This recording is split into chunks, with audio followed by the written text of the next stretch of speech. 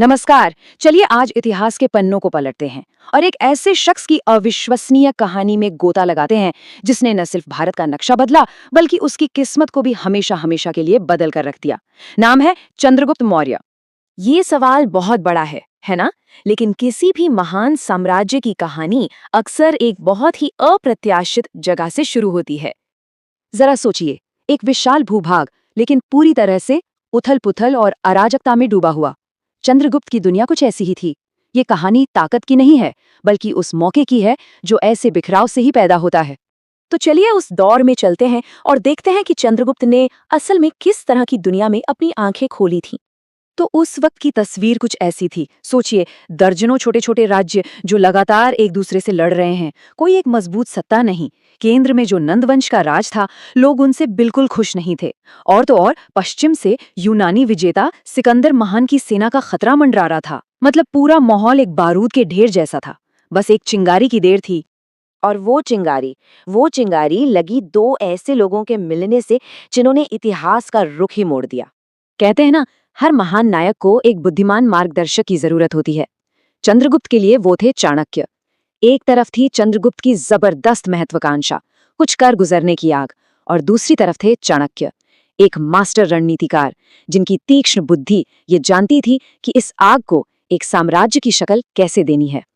ये एक ऐसा डेडली कॉम्बिनेशन था जिसे इतिहास बदलना ही था। उनका मिलना महज एक राजनीतिक समझौता नहीं था।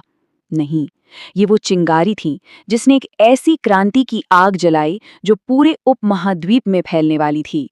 तो ठीक है, इच्छा शक्ति और बुद्धि तो मिल गए, पर सवाल ये है कि उन्होंने आखिर पूरे उपमहाद्वीप पर विजय हासिल कैसे की।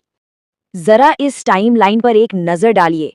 ये हैरान करने वाला है। मतलब एक दशक से कुछ ही ज्यादा समय में वो एक छोटे से विद्रोह से उठकर पूरे उपमहाद्वीप पर छा गए। उन्होंने न सिर्फ नंदवंश को उखाड़ फेंका बल्कि सिकंदर महान के सबसे काबिल जनरल सेल्यूकस को भी हराया। ये एक ऐतिहासिक तूफान था जिसने सबको हिला कर रख दिया। और जब हम साम्राज्य कहते हैं तो इसका मतलब क्या है? हम बात कर रहे हैं 50 लाख वर्ग किलोमीटर की। ये एक ऐसा पैमाना था जो भारतीय इतिहास में पहले कभी नहीं देखा गया था। सच में ये भारत का पहला महान साम्राज्य था।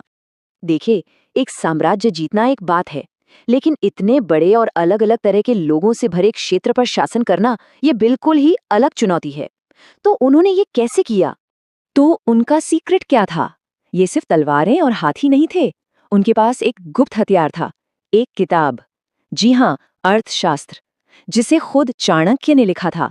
यह असल में एक साम्राज्य चलाने का पूरा ब्लूप्रिंट था। टैक्स कैसे वसूलना है, जासूसी कैसे करनी है, सब कुछ इसमें था। इसे ऐसे समझ सकते हैं कि उन्होंने एक ऐसी जबरदस्त मशीन तैयार की जो इतने बड़े साम्राज्य को चला सके। मतलब राजधानी से एक सेंट्रल सरकार सब कुछ मैनेज कर रही है। हर कोने पर नजर रखने के लिए जासूसों का एक पूरा नेटवर्क है। दूर दराज के इलाकों के लिए गवर्नर हैं। और हाँ, पूरे साम्राज्य में एक ही तरह की करेंसी और ट्रेड के नियम, ताकि अर्थव्यवस्था चलती रहे। यही वो गोंद था जिसने इस विशाल साम्राज्य को एक साथ जोड़कर रखा। चलिए अब चंद्रगुप्त के जीवन के आखिरी पड़ाव की ओर बढ़ते हैं, जो शायद उनकी कहानी का सबसे हैरान करने वाला हिस्सा है। तो चंद्रगुप्त ने वो कर दिखाया था जो असंभव लगता था। एक बिखरी हुई जमीन को लिया और उसे इतिहास के सबसे महान साम्राज्यों में से एक बना दिया। उन्होंने वो सब कुछ पा लिया था जिसका सपना देखा जा सकता था, और अपनी ताकत के शिखर पर उन्होंने सब कुछ छोड़ दिया।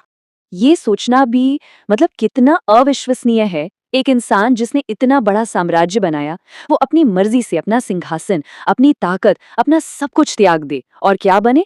आध्यात्मिक शांति के लिए एक साधारण जैन भिक्षु।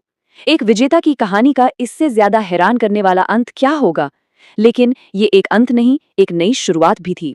उनके इसी कदम ने आगे चलकर उनके पोते महान सम्राट अशोक के लिए रास्ता बनाया, जो खुद इतिहास को एक नया मोड़ देने वाले थे। और यही कहानी हमें एक गहरे सवाल पर लाकर छोड़ देती है। सच्ची महानता आखिर है क्या? एक साम्राज्य बनाने की शक्ति में या उसे जाने देने की हिम्मत में? चंद्रगुप्त मौर्य की कहानी हमें इसी सवाल पर सोचने के लिए मजबूर करती है।